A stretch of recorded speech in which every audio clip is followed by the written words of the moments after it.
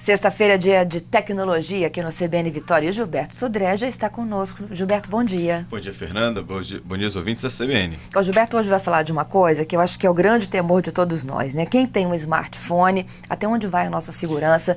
Nesses aparelhinhos que não só ligam, mas fazem de tudo, né? Exatamente, Fernanda. Os smartphones simplesmente subverteram o funcionamento dos celulares. Antigamente o celular só falava. Hoje em dia fala, manda e-mail, acessa o Twitter, faz filme, faz um monte de outras coisas. Então, essa grande variedade de recursos que os smartphones também têm acabam oferecendo uma série de riscos e vulnerabilidades. Por quê? Como eles têm capacidades maiores, eles também começam a armazenar mais informações, fotografias e acabam tendo a chance de, se você perder o celular ou se alguém roubar esse celular, acaba tendo problemas de vazamento das suas informações privadas, né?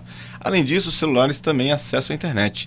E aí você está exposto a todos aqueles riscos que a internet também oferece. Então, questão de páginas falsas, ataques de vírus. Então, vários fabricantes começaram já a fornecer alguns antivírus. Então, tem lá o exemplo da McAfee, da Symantec, que já tem antivírus especificamente preparados para proteger a questão das vulnerabilidades dos smartphones. Mas, infelizmente, essa vulnerabilidade, Gilberto, ela vem do quê? Do Bluetooth?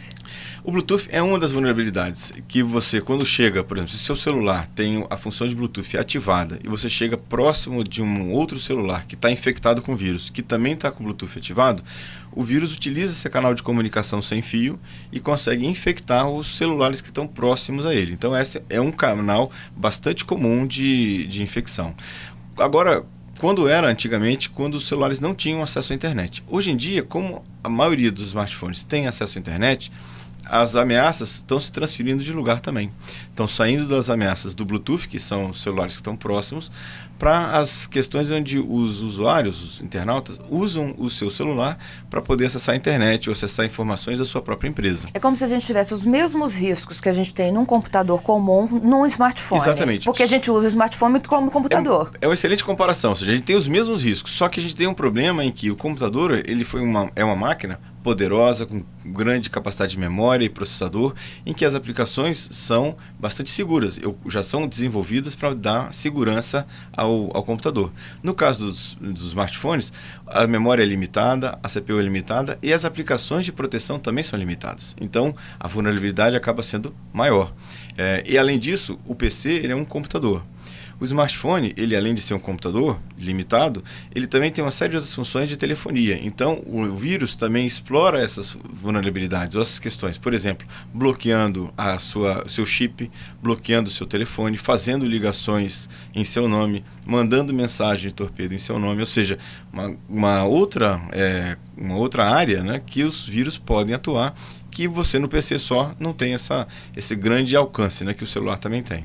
E hoje, quais são os meios da gente se proteger? Então, você já me disse aí que existem alguns antivírus. Exatamente. Que já se programaram para atender os smartphones. Essa é uma questão importante, que os usuários podem usar, alguns antivírus, inclusive, gratuitos, que podem ser utilizados no celular.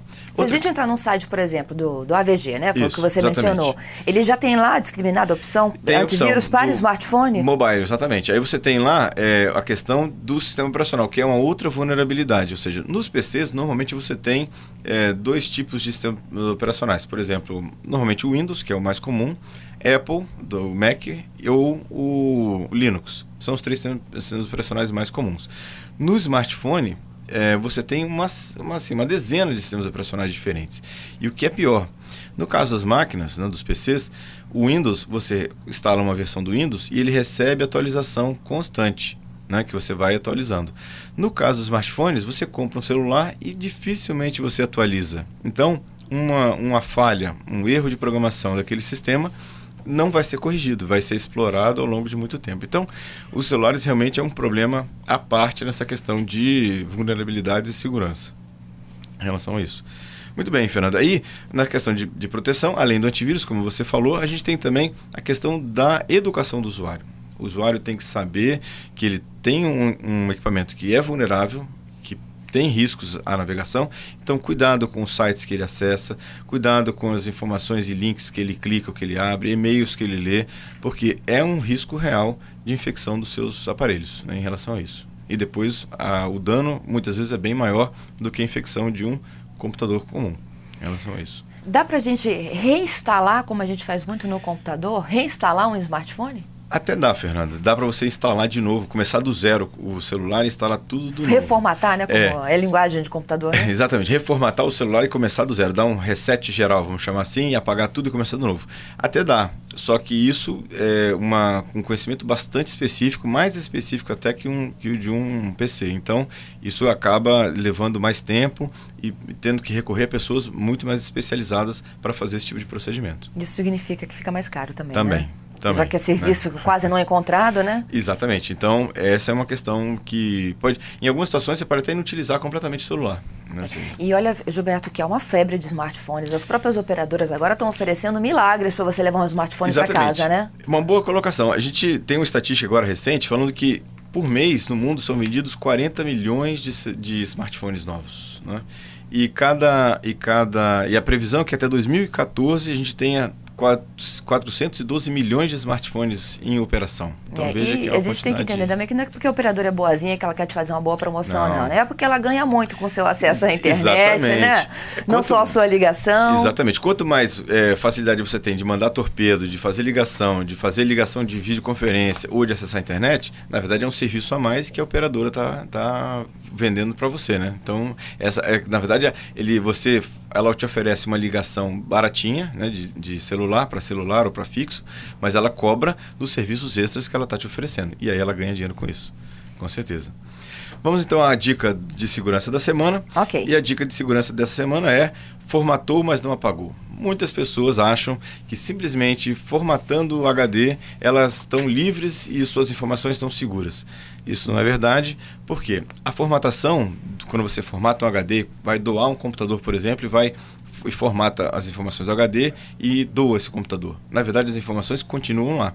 Elas continuam gravadas e algumas pessoas que tenham, usando um simples programa, você pode recuperar tudo que estava gravado lá. Então, cuidado com isso, tem vários programas, um programa, até uma sugestão, chama de QDisk, www.killdisk.com. Se ele matasse mesmo o disco, exatamente, né? como matar o disco. É um programinha gratuito, entra lá no site, faz o download e aí ele, na verdade, ele não formata, ele grava por cima informações no HD. Então, se você está pretendendo doar ou vender o seu computador, usa essa ferramenta gratuita e aí seus dados pelo menos estão protegidos. Senão alguém leva a sua história com ele, né? Exatamente, Fernanda. Bom, e para finalizar, nós temos os fatos. Semana. Exatamente. Bem, o HDMI é aquele cabo que liga a televisão aos novos equipamentos, DVDs, né, o próprio decodificador de TV digital. Pois nem bem o HDMI já chegou, já temos um novo padrão de cabos que está sendo lançado agora, chamado HD Base T. É um cabo que tem uma performance muito maior, consegue transmitir dados em altíssima velocidade, inclusive para aquelas imagens de 3D. E ele começa agora a aparecer no mercado. Vamos ficar de olho, né, para saber como é que ele vai se comportar, porque, na verdade, hoje as televisões que tem no mercado e os aparelhos que tem no mercado, todos funcionam com HDMI. Então, a ideia aqui vamos ficar de olho e esperar para ver como é que vai se comportar a aceitação do mercado para esse tipo de cabo. Eles trazem melhor qualidade de transmissão de áudio e vídeo. Exatamente. Ele é um cabo que ele tem uma capacidade de transmissão melhor do que o HDMI. E com isso ele consegue transmitir, por exemplo, informações como imagem em 3D, coisa parecida.